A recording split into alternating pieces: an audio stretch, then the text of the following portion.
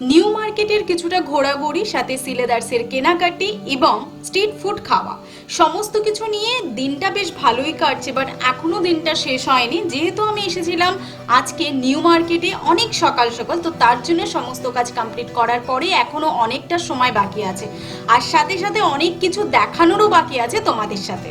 Hello friend, welcome back to my new video.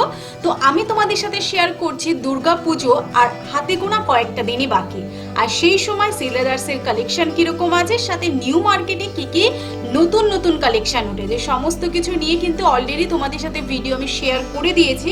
যারা এখনো সেই ভিডিওটি দেখোনি, প্রত্যেকের কাছে ডেসক্রিপশন এবং আই বাটনে লিঙ্কটা শেয়ার করে দেবো, একবার গিয়ে দেখে নাও। যাবার আগে কিন্তু অবশ্যই সেই ভিডিওগুলো দেখে নিও, যাতে তোমাদের কেনাকাটি করতে অনেকটাই সুবিধা হয়। যারা নিউ মার্কেটে ঘুরেছো তারা অবশ্যই জানো যে নিউ মার্কেটে পাওয়া যায় না এমন কিচ্ছু নেই। সিলেদার্স থেকে একটা পছন্দসই ব্যাগ কেনার পরও এত ব্যাগের কালেকশন দেখে মনটা এখনো চুপচুপ করছে, ভাবছি আরো একটা ছোট একটা পুচকো দেখে পার্স কেনা যেতেই পারে। বাট যে কটাই পছন্দ হলো, কিছু না কিছু ডিফেক্ট পেয়ে গেলাম হাতে পাওয়ার পরে।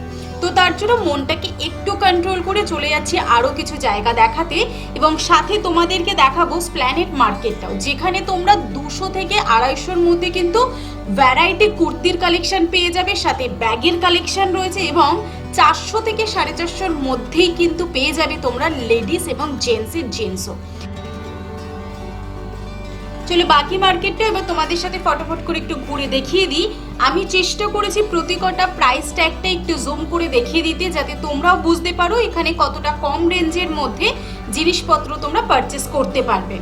200 থেকে 250-র মধ্যে কুর্তি পেয়ে যাবে, সাথে রয়েছে শুজের অনেক collection, bag, junk jewellery, inner garments, সমস্ত রকম জিনিস কিন্তু এখানে অ্যাভেলেবেল রয়েছে। বাট হ্যাঁ, কোয়ালিটির কথা আমি অতটা ভালো বলতে পারবো না যে কোয়ালিটি E1 পাবে নাকি একটু চেক করে দেখে নিতে হবে, তো সেটা সম্পূর্ণটা তোমাদের ওপর।